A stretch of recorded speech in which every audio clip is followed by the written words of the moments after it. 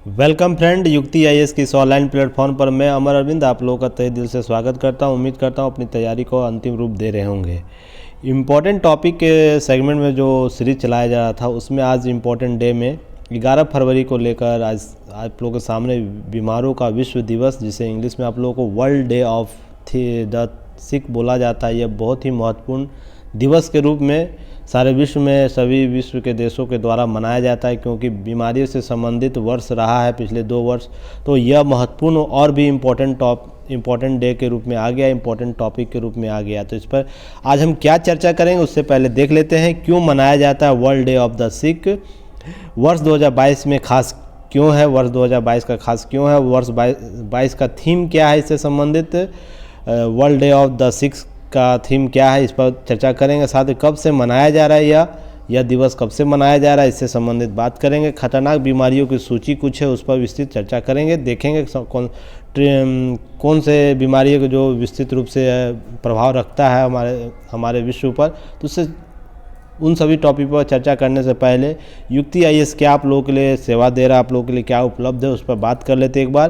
तो UP PCS आप लोगों को यूपीएससी और स्टेट पीसीएस से संबंधित जो पीटी प्लस मेंस है उसके सभी मॉड्यूल को आप लोगों को लेकर आया, टेस्ट मॉड्यूल, जिसमें हिंदी और इंग्लिश दोनों ही मीडियम के लोग शामिल हो सकते हैं, जिसमें आपको स्टेट पीसीएस सभी स्टेट पीसीएस, साथ ही साथ ऑल गवर्नमेंट कॉम्पिटिटिव एग्ज़ाम जो है जैसे SSC, banking, railway, UP, Bihar SI, FCI, DRDO, IB, air force इत्यादि जो वनडे एग्ज़ाम होता है उसके भी टेस्ट मॉड्यूल आप लोग हिंदी इंग्लिश मीडियम में उपलब्ध है युक्ति आईएएस के प्लेटफॉर्म पर। हमसे जुड़ने का माध्यम है, ऐप डाउनलोड कर सकते हैं गूगल प्ले पर आप लोग जाइएगा, युक्ति आईएएस टाइप कीजिएगा तो इस प्रकार का लोगो आएगा। ऐप को डाउनलोड कीजिए, वहाँ से हमें आप इन सुविधाओं का जो हमारे द्वारा दिया जा रहा है उसका लाभ ले सकते हैं। साथ ही साथ आप लोग या तो युक्ति आईएएस का वेबसाइट यूज़ कर सकते हैं www.yuktiias.in को, आप वहाँ पर सभी सुविधाएं जो दी जा रही है उसका लाभ ले। साथ ही टेलीग्राम चैनल पर आप जुड़ सकते हैं, डिस्क्रिप्शन बॉक्स में लिंक भी दिया रहता है सभी चीज़ों का।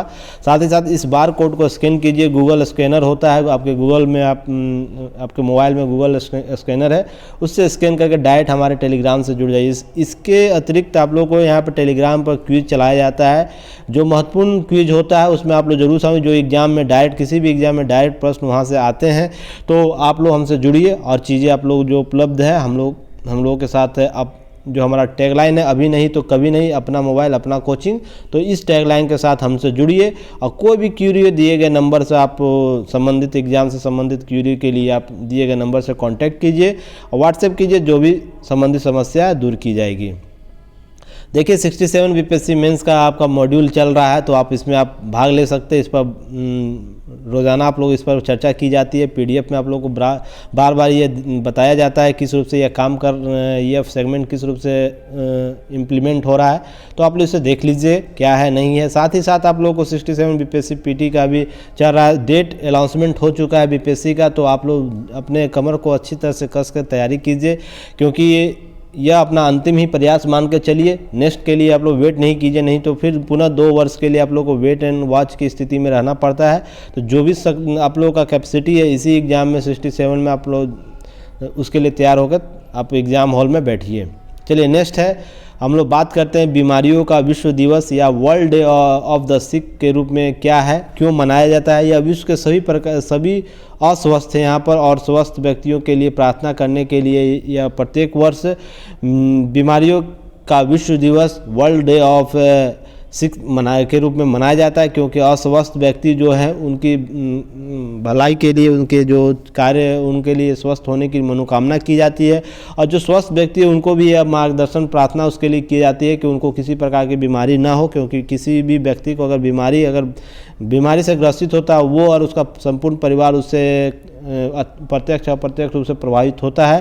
तो ये बहुत बड़ा विपदा के रूप में कार्य करता है। जैसे कोरोना आप लोग को प्रत्यक्ष रूप से इस युग के जो लोग हैं महामारी क्या होता है उसको बेहतर तरीके से समझ रहे होंगे। जब 100 वर्ष से पहले प्लेग आया था तो उसकी महामारी को हम लोग किताबों और पुस्तकों में ही पढ़ रहे थे, बुकलेट में ही पढ़ रहे थे। प्लेग क्या होता है, एक शहर का शहर पूरा तबाह हो जाता था प्लेग से, तो उसकी क्या भयावहता है इसे आप कोरोना में बेहतर समझ चुके होंगे। पूरा विश्व एक क्वारंटाइन बन चुका था इस दरमियान, तो महामारी क्या होता है इससे संबंधित आप लोग समझ रहे होंगे कि विश्व पर इस प्रकार की बीमारियां आती है तो किस प्रकार से हम लोगों को एक संकुचित रूप से रहने के लिए मजबूर कर देता है। न चाहते हुए बहुत सी क्रिया गतिविधि ऐसी होती है जिसको हम लोग न चाहते हुए भी करना पड़ता है। तो यह बहुत ही महत्वपूर्ण टॉपिक है और यह वर्ष 2020 के लिए आप लोगों को महत्वपूर्ण टॉपिक हो। यहाँ से प्रश्न जरूर आप लोगों को पीटी में देखने को मिलेगा इस टॉपिक से, तो आप लोग ध्यान से इसे अच्छे से देख लीजिएगा।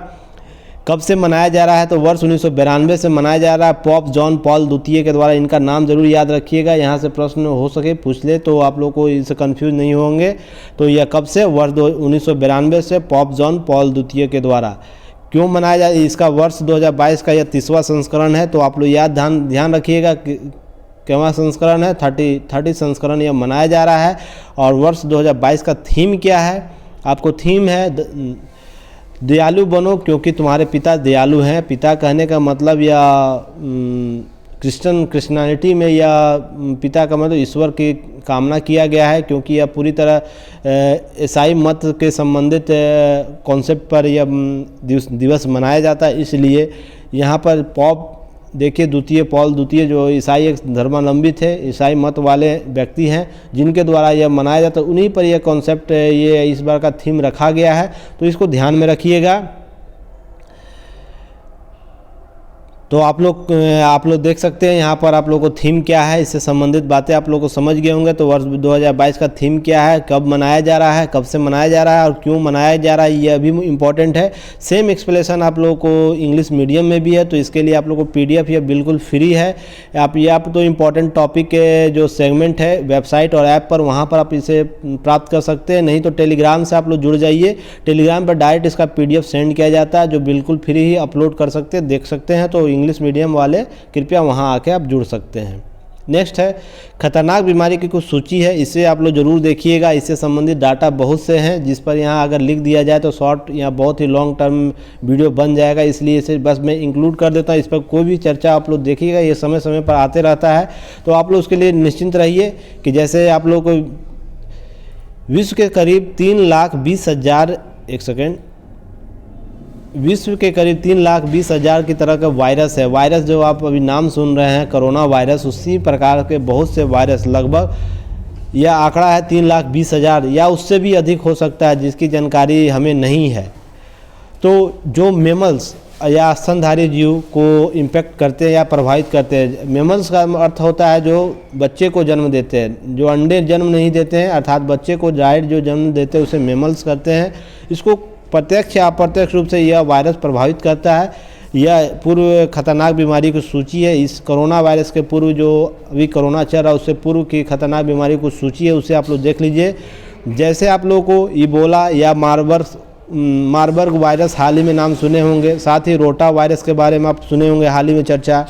उससे पूर्व आप लोग को हेपेटाइटिस B एंड C बहुत ही खतरनाक बीमारी से लाखों लोग हर प्रत्येक वर्ष में पूरे विश्व में जिनकी मौत हो जाती है।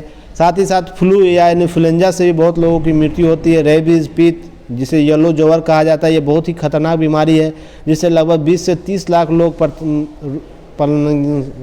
प्रत्येक वर्ष जिसकी मृत्यु हो जाती है। साथ ही डेंगू है। डेंगू का प्रकोप आप लोग प्रत्येक गर्मी में प्रत्येक वर्ष देखते हैं। यह बहुत ही खतरनाक बीमारी है भारत की दृष्टि से भी, जो उष्णकटिबंधीय क्षेत्र है वहाँ की दृष्टि से। साथ ही मीजल्स बीमारी है, इस पर भी बहुत ही खतरनाक स्थिति बनी हुई रहती है जब यह मीजल्स की बीमारी चारों तरफ फैलती है। तो चेचक जो कोरोना से पूर्व बहुत ही खतरनाक बीमारी के रूप में था, यह द्वितीय श्रेणी में अगर रैंकिंग किया जाए तो यह 2 या 3 रैंक में आएगा। चेचक की बीमारी इतना खतरनाक स्मॉल पॉक्स बीमारी हुआ करती थी, हालांकि अब इस पर बहुत ही कंट्रोल हो चुका है, पर यह कोविड-19 से पूर्व बहुत ही खतरनाक बीमारी मानी जाती है। सूची में रखा जाए तो इबोला वायरस, मारबर्ग वायरस है, इसी प्रकार बहुत सा वायरस है, जैसे जीका वायरस है, इसी प्रकार बहुत से वायरस है। आप लोगों को तरह तरह का नाम देखने को मिलेगा, जैसे रोटा वायरस भी एक है। HIV वायरस भी एक बहुत ही महत्वपूर्ण बीमारी है जो प्रत्यक्ष अप्रत्यक्ष रूप से आप लोगों को मानव को प्रभावित करती है। इसमें भी प्रत्येक वर्ष 30 से 60 लाख व्यक्ति की मृत्यु प्रत्येक वर्ष विश्व में हो जाती है, आंकड़ों के अनुसार है यह। तो इन बीमारियों को आप लोग देख लीजिएगा, क्योंकि इस पर शॉर्ट नोट आप लोगों को कभी उपलब्ध करा दिया जाएगा। इंपॉर्टेंट टॉपिक में मेरा उद्देश्य रहता है युक्ति IAS का कि जो टॉपिक डे है, इंपॉर्टेंट डे है, उससे संबंधित आप लोगों को की नोट्स दिया जाए ताकि एग्ज़ाम में आप लोगों को उससे बेनिफिट हो। इस PDF को प्राप्त करने के लिए आप इस टेलीग्राम चैनल को ज्वाइन कीजिए ताकि सारे PDF आप लोगों को प्राप्त हो। तब तक के लिए मैं अमर अरविंद आप लोगों से विदा लेता हूं। धन्यवाद। जय हिंद। साथ ही साथ